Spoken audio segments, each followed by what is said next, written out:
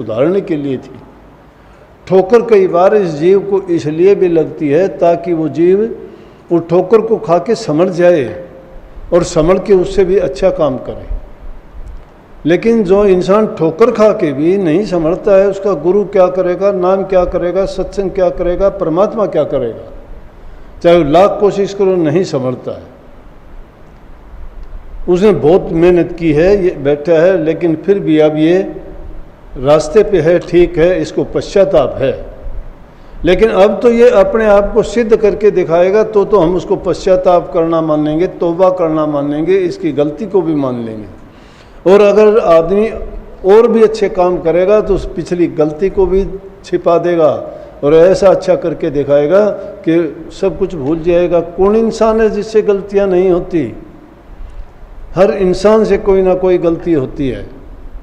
कोई जानबूझ के भी करता है, किसी से अनजाने में होती है, कोई द्वेष के लिए करता है, कोई ईर्ष्या के लिए करता है, कोई लालच के लिए करता है। उसके पीछे कोई ना कोई मतलब और अर्थ जुड़ा हुआ होता है उसका।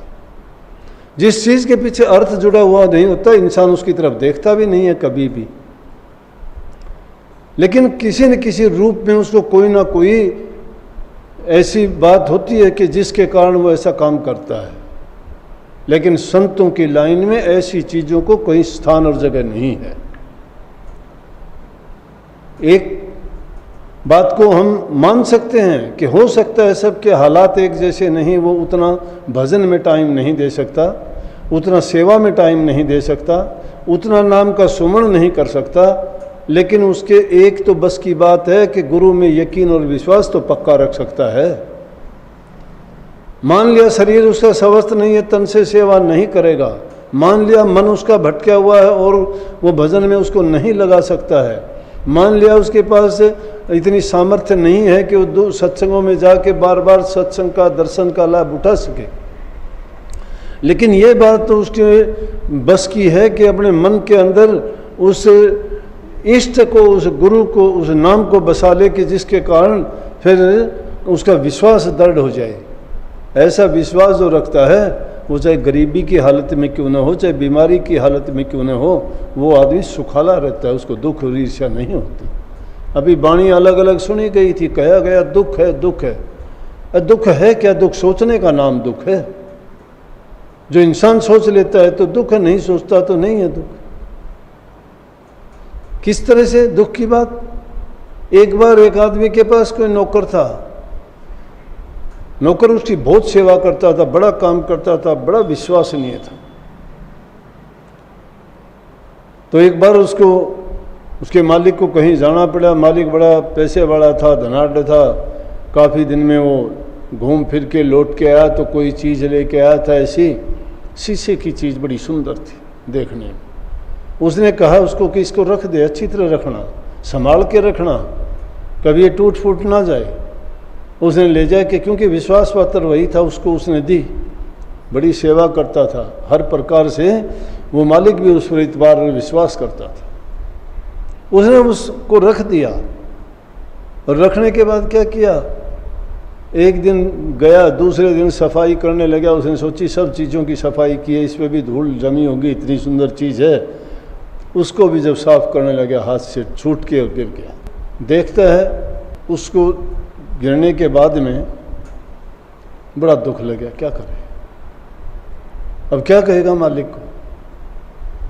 अफसोस करता है, बहुत करता है, लेकिन मजबूरी है। जो चीज़ हो गई वापस नहीं आती।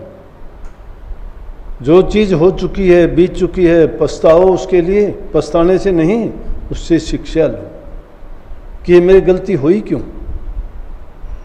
बीती हुई बात से जो शिक्षा लो कि वो गलती हुई क्यों। अगर गलती हुई है तो आइंदा नहीं होगी। लेकिन वो तो ये सोचता रहा, मालिक को जब जाके बताई तो बहुत दुखी हुआ। कहने लगा अरे बड़ी कीमती चीज़ थी, मैंने तुझे कितना समझाया था, इसको ध्यान से रखना है,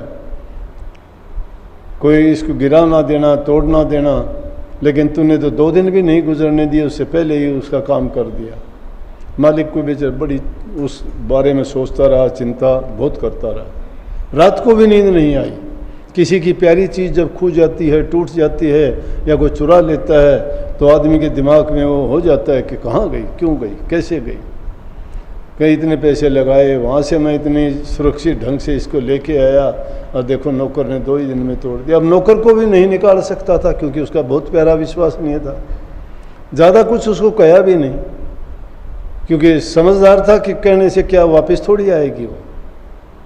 अगर उससे गुस्सा करता, क्रोध करता तो उसको भी उसमें दुख उठाना पड़ता, हो सकता है उसके साथ भी और ज़्यादा कोई ना कोई ऊंची नीवी बात कही जाती तो उसका और ज़्यादा दुख हो जाता। वो दुख भी मालिक को ही होना था, दुख तो मालिक को ही होता है, वो तो बरी होता है, गलती करता है तो भी बरी है, नहीं करता है तो भी बरी है।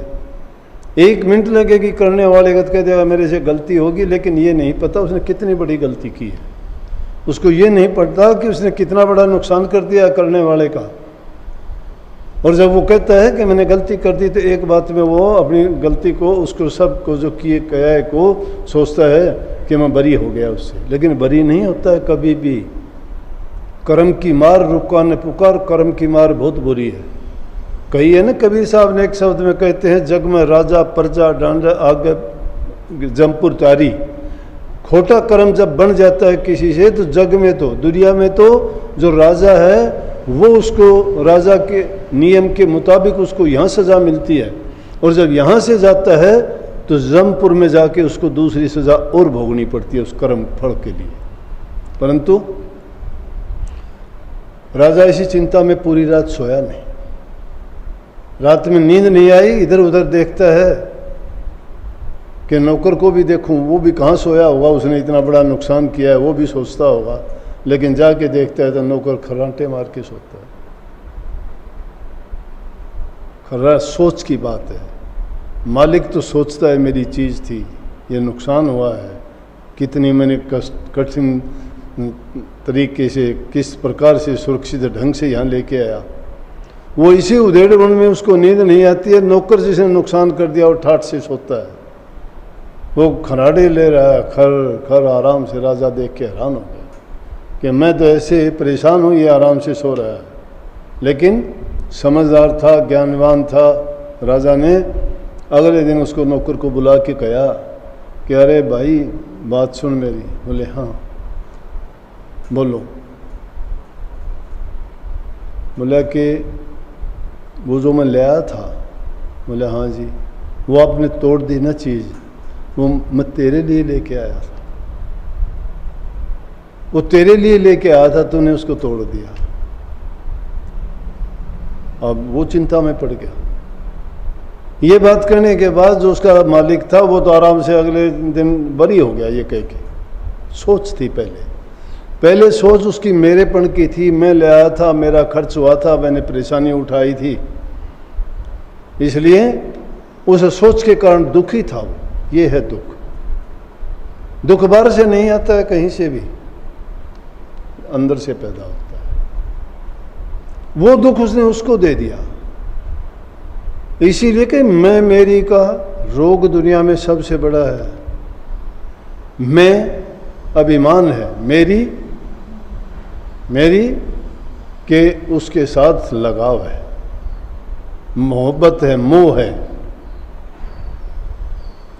जिस चीज़ को हमने अपना मान लिया है उसके कारण दुख है। अब वो अपनापन उसको सौंप दिया। अब अगले दिन रात को देखता है नौकर पूरी रात नहीं सोया, वो आराम से सोता है। जो सोच की दुख की बात थी, दुख इसलिए दुख और सुख इंसान के हृदय से पैदा होता है। दुख कोई ऐसी चीज़ नहीं है बाहर से आती है, घटनाएं होती हैं, सबके साथ होती हैं। ये भी पता है घटनाओं से हम सीखते भी हैं। ज्यों ज्यों कोई घटना घटित होती है, सोचते हैं, देखते हैं, उनसे बहुत कुछ हमें मिलता है, लेकिन फिर भी दुख दुख ही होता है। नानक साहब ने भी कह दिया ना, नानक दुखिया सब संसारा, सुखिया केवल जो नाम आधारा। नाम का आधार जिसने ले लिया ना, नाम क्या देता है? नाम ये शिक्षा देता है कि गीता में भी कहा है कि किस चीज़ के लिए रोते हो, क्या था तुम्हारा जो खो गया, क्या था तुम्हारा जो खो गया। इसका मतलब तुम्हारा कुछ था ही नहीं, तुम्हारा होता तो तुम्हारे से खो कैसे जाता। इसका मतलब जो चीज़ तुम्हारी नहीं थी वो तुमने अपनी मान रखी थी। जिसको तुम हम अपना लेते हो, अपना मान लेते हो, वो चीज़ हमारी नहीं रहती है। जाने वाली चीज़, करने वाली चीज़, जीव के कल्याण की चीज़, वो है नाम भक्ति। नाम भक्ति गुरु भक्ति से मिलती है, गुरु भक्ति से। नाम मिलना अकेला ठीक नहीं है, नाम मिलेगा, दे देगा नाम किसी को भी, लेकिन नाम चाहता है गुरु भक्ति करो। गुरु भक्ति करेगा वो नाम भक्ति कर सकता है। जो गुरु भक्ति नहीं करता, नाम भक्ति उसके पास नहीं रहती। गुरु भक्ति का मतलब है गुरु में विश्वास, गुरु में यकीन, गुरु के वचन की पालना करना और गुरु जो कहता है वही करना।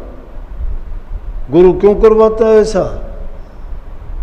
सभी चीज सहज हैं, माया तजनी सहज है, सहज त्रिया का ने, मान बढ़ाई ईर्ष्या दुर्लभ तजनी। ये इंसान माया को तज देगा।